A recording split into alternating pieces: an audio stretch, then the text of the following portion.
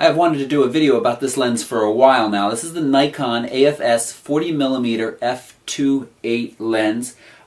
It's a micro lens, or as most people call it, a macro lens. And it is a true macro lens, which means that you get 1:1 life size. So if I was about to take a picture of one of those little Lego dudes sitting under my monitor there, the actual image of that Lego guy would be the same height as the Lego guy, or at least it's able to. That's not obviously going to do that in all pictures, because if you're taking a picture of a person from a distance, never mind. So, I've been quite stunned by how close this lens can get. It's a really, really nice lens for under $300. Let's take a few moments and look at it. If I can get it off. There we go. So as I said, it is the Nikon AFS Micro NIKKOR 40mm 1:8. It's got a distance scale. Over here we have a manual and autofocus switch. And really nice, this is the silent wave motor SWM, which means that it is full-time manual focus. So even when it's in autofocus, you can focus and then you can adjust that. It's really nice to set up in conjunction with back button focus, because you can back button focus to have the camera get its focus, and then maybe just a little bit of adjustment is needed, and you do that, then you press the shutter button to take the picture. If you have the shutter button set for autofocus, you can focus, adjust, but then when you go to press the shutter button, it's going to refocus again, and that might unfocus what you had on. But still, it's really nice that it is full-time manual focus. You also have a focus stop indicator down here, which means you can ask it to focus full or infinity till 0.2 meters. And so that is if you're taking pictures of things further away. You don't need it to try to focus up very close, and that takes a little bit longer if you have it set on full. So that's also a nice touch. It is metal mount, and it is, one other important thing is, it is a DX lens.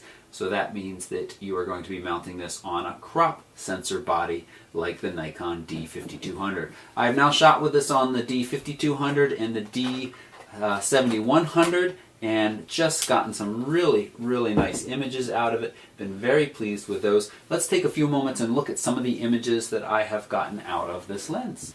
Here we are with a little strawberry yogurt bird food, not really bird food, some kind of breakfast food dish. This is at f3.0, 1/40th of a second handheld, and worked out quite nicely. You can see there's a lot of detail when we zoom in here down in these little granules. It's getting a little noisy because this was shot at ISO 2500 with a Nikon D5200, but still there's a lot of detail in this image, and it's very crisp, very nice. Here's a piece of chalk sitting on a dusty old, what do we call those little shelves in front of the chalkboard? I don't know. Ledge. And when we zoom into 100%, look at the fine detail in that ancient chalk dust that's sitting there.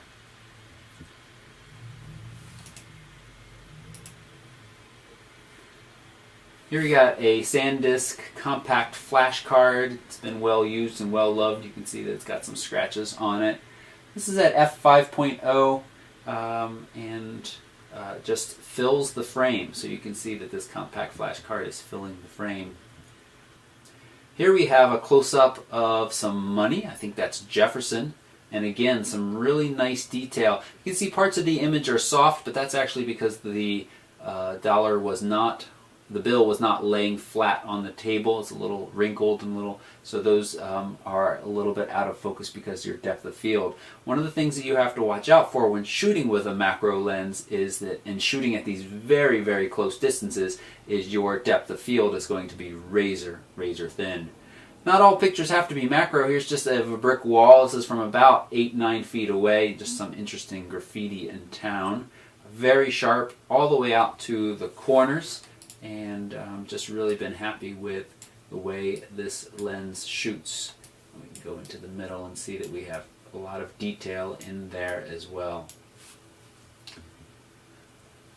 40 on a crop sensor like the Nikon D5200, D7100 is a nice people picture focal length as well. You don't get much distortion, if any. and it works very nicely as a walk-around lens. Again, under $300, really quite nice. Here I was interested to see how well does it handle high contrast. What you want to look for in cheaper lenses is you'll often get huge amounts of chromatic aberration on high contrast areas. And we are getting some here, but we're literally shooting straight into the sun with this little spring twig blocking most of it, and no purple or chromatic aberration there that I can see, and that looks really nice. Again, just another little still life around town.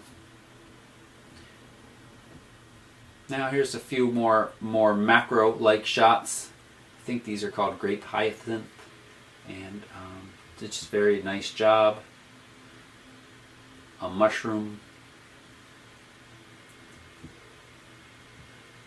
And I actually shot this just this morning. This is why you get up a little bit earlier than most people and walk around with a camera in your hand, because there was just enough moisture last night to leave these little dewdrops on each of the blades of grass. And again, if we zoom in here, and we can see that there is an amazing amount of detail in this droplet. This was handheld and manually focused. I would have liked to have a tripod along, but it would have been tricky to get it down so close to the ground. Again, a tripod is really useful when you're trying to do real macro work, but still very nice. And the next one, similar. We have focus on this one larger dewdrop just hanging on there, and you can see that the rest of the grass is reflected upside down in the whole curvature of that dewdrop. All in all, a really nice lens, and again for under $300.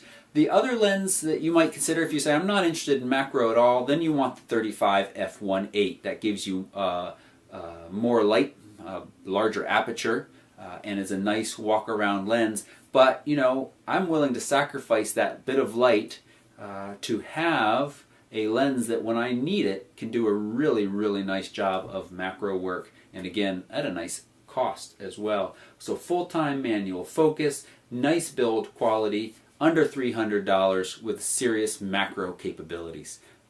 I recommend this lens if you're shooting with Nikon. If you have any questions about macro lenses for Nikon or Canon, just leave a comment down below. Or if you have questions about lenses in general, I'd be happy to answer those. Just leave a comment down below or over on the Facebook page. Thanks so much for watching.